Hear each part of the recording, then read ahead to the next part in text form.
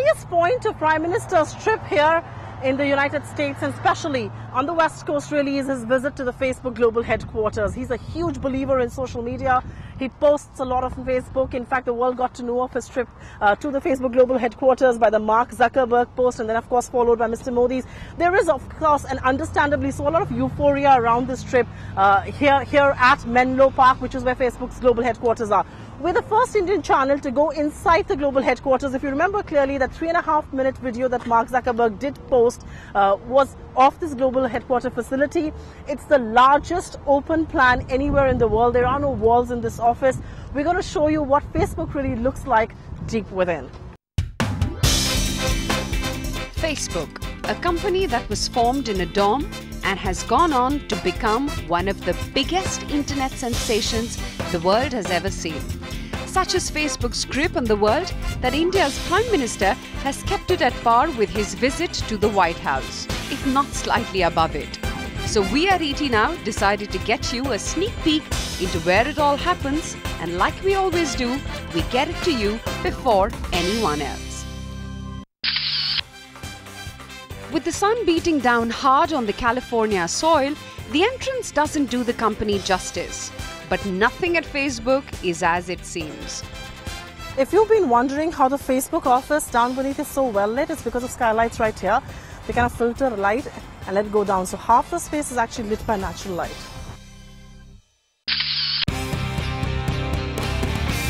Step in, and what hits you straight in the face is the splash of color on the walls, sprayed all over the reception area as if the painters got bored and decided to have some fun. So the Facebook reception is unlike any other that you will see here even in the valley. They have these paper sofas, they've got these colored walls. They say they're not in the race to be the coolest company to work for, but they're sure aiming at it. They say working at Facebook is like working at home. There is no in or out time. You have everything you need. But what really sets it apart is that the whole office is virtually open. There are no walls. There are no cabins. It's just people thinking out loud, creating new ideas every minute. But at Facebook, there's always that something extra. Most companies the world over will have vending machines like these that are stocked with soft drinks, maybe chips, all of that. But here at Facebook, what you have is a vending machine which is full of these tech gadgets, any kind of wires, any kind of charging points, everything that you need. Even a keyboard is right here. You come, punch in, and you get it out. This is all on the house. And this perhaps gives you a sense of the DNA that Facebook has.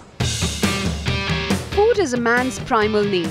And at Facebook, they make sure you never run out of it. After all, ideas are never born out of an empty stomach.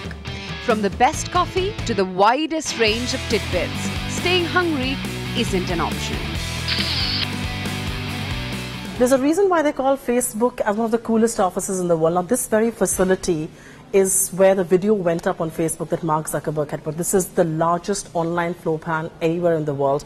There are no walls. If they actually break down some of the temporary stuff that you see here, this is all one plan. What you see right above me is a wayfinder. It's a huge office. You want to know where people are.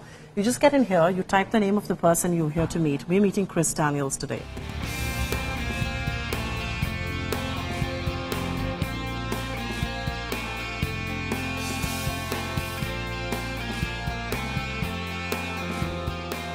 I've been to a lot of campuses all over the world. I must admit, on national television, this is perhaps the coolest campus I've been to. I'm at the Facebook headquarters right here in Menlo Park, and joining me, a very special guest, Chris Daniels, Vice President of Internet.org, and a platform that's expected to change all our lives and the way we use internet. Thanks very much, Chris, for being with us. It's a pleasure to be with you right here in your headquarters. Thanks for joining us. It's great to have you. The context really is the Prime Minister's visit. It has generated a lot of interest back home in India.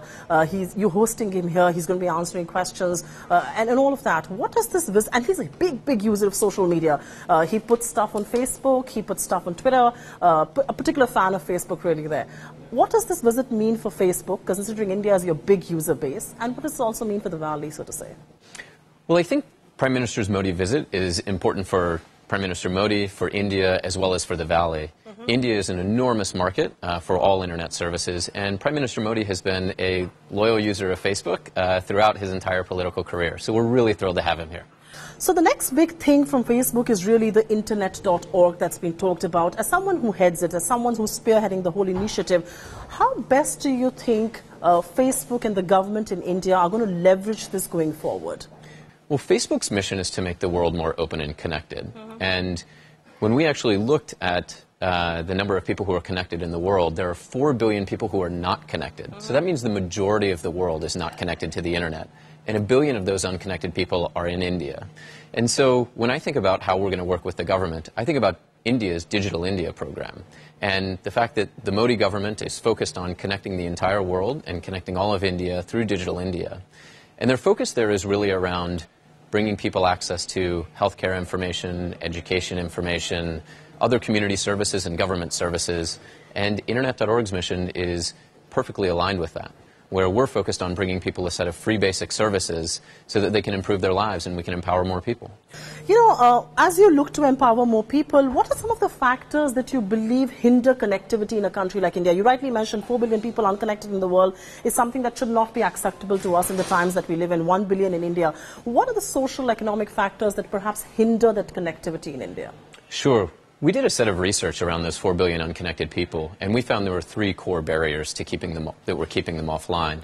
The first barrier was infrastructure. These are the people who simply live outside of the range of a mobile data network, so they can't connect to the internet. The second barrier, which was the biggest barrier, was awareness.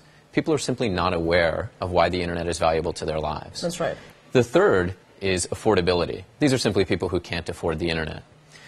Internet.org is really looking to tackle all 3 of those barriers. So we not only have our initiatives tackling infrastructure, things like drones and satellites, etc., which are very fun projects to work on, but we've also got free basic services, whose goal is to provide people an on-ramp to the internet so that they're aware of why the internet is valuable to them in a way that is free. So it also overcomes the affordability barrier. And when we think about that, we think about providing people access to, we've already heard stories of people who are accessing education information for their children via internet.org. Yes. And we're seeing those types of use cases that perfectly align with the spirit of Digital India and empowering people. So as you look to bridge that gap using internet.org, an obvious question is that this whole Digital India initiative that gets spoken about a lot, the Indian government is very excited about it. What kind of partnerships do you envisage which will help you bridge that gap a lot more going ahead using internet.org? Partnerships with the government or partnerships broadly? Broadly speaking. Yeah. On the Digital India initiative, you spoke about the initiative. What are the scopes of partnerships exist there? Well, I think that we want to partner with the entire internet ecosystem here. So I see a few different groups of people that we can partner with. The first group, of course, is the group that we're building for, which is people, and specifically unconnected people. This is really about giving unconnected people more access to more opportunity, a voice, and more choices in their lives. And that's what we see happening with internet.org. The second group that we can partner with is, of course, mobile operators. Yes. And we partner with mobile operators, and they offer free basic services to their user base. The third group that we could partner with is, of course, the developer community. And we've opened up the Internet.org platform, and it's going to be open starting this week. We announced it back in April, so that any developer can build their application that can be part of free basic services. And then last, and very importantly, is actually partnering with the government. And I think our vision is very aligned with the Indian government's vision of Digital India. And so I think we'll find a way to make sure that Internet.org and free basic services are a key part of bringing people online. Particularly taking a cue from what you just said, it was in April or May this year, you had announced opening up Internet.org, and you just say that you're looking at far more, it's a far bigger and open platform going forward. Could you update us with more details that you would want to share with us at this stage, now that you're making this formal announcement? Absolutely. So in April, I went to India, and we heard the feedback from the community there that they felt that the platform wasn't as open as it could be to developers. And so what we did is we opened up Internet.org so that any developer can develop an application that a person coming online for the very first time can use. So this week, we are announcing that that platform has now been built and is open so that any developer can submit their site, and then any user can search on free basic services and find access to any site that a developer has built. Chris, there's an obvious question that comes to all our minds. You know, the startup ecosystem in India is really buzzing with a lot of action. Yeah. They're all riding on this whole mobile internet wave, so to say. What is it that Internet.org looks to do to tap that opportunity? What is it that you're looking to do to ride that wave as well? So I think that we are looking to enable the whole entrepreneurial ecosystem, so to say? Sure. So I think both Facebook as a whole and Internet.org have a big role to play in the entrepreneur ecosystem in India. First, as far as Facebook is concerned, we already help many developers globally with distribution of their applications so they can find more customers. We also have FB Start, which is a program for entrepreneurs, and we've given out over $20 million in services through FB Start just to Indian entrepreneurs. It's over $50 million throughout the entire APAC region.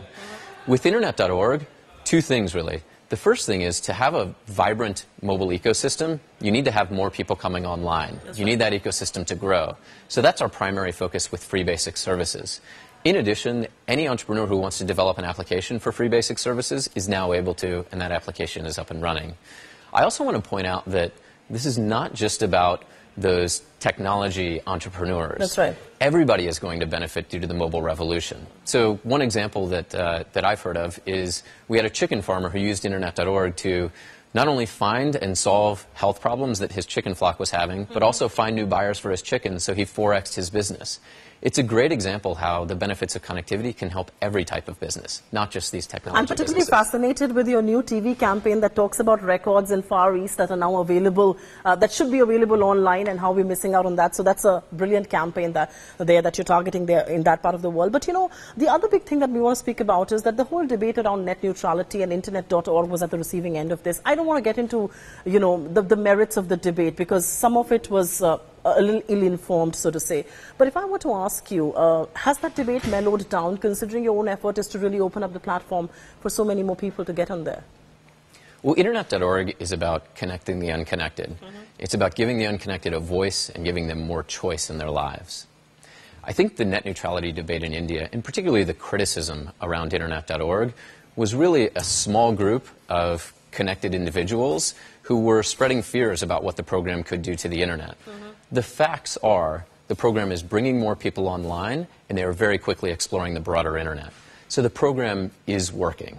And this is about bringing crop and weather information to farmers. This is about bringing health information to expectant mothers and to their children. We've had over 1 million people access health information via Internet.org in just the last month. Right.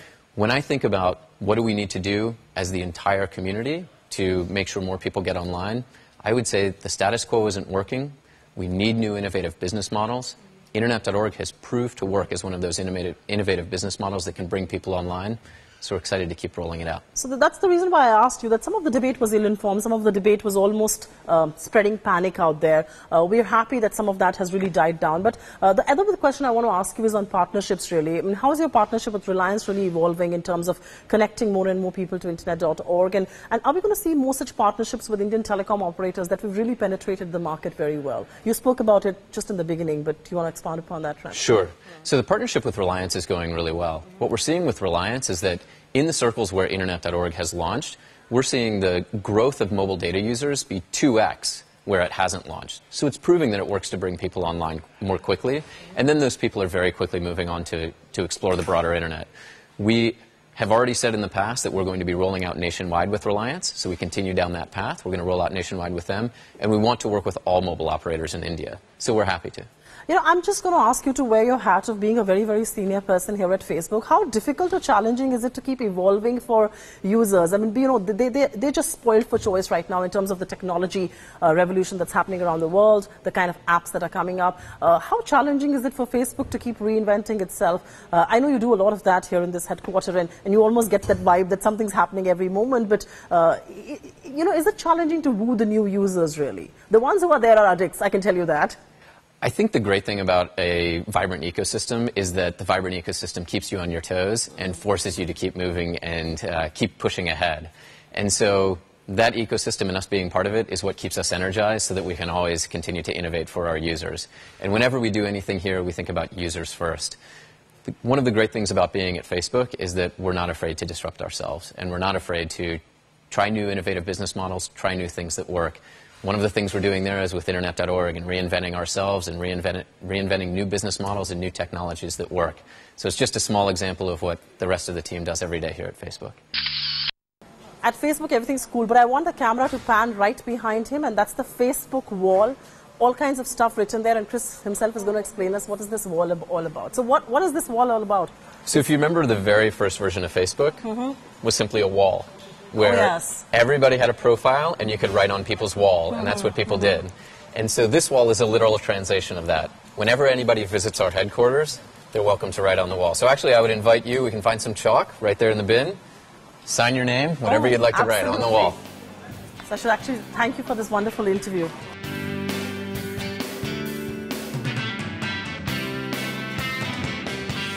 Thanks. Happy to be at FB. How do I like this?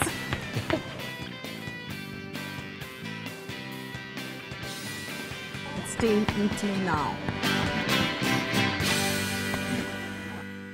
Find us on Facebook at facebook.com/etnow and don't forget to click the like button. You can also follow us on Twitter at etnowlive. To stay updated with all our programming, hit the subscribe button on our YouTube channel by logging on to youtube.com/user/etnow.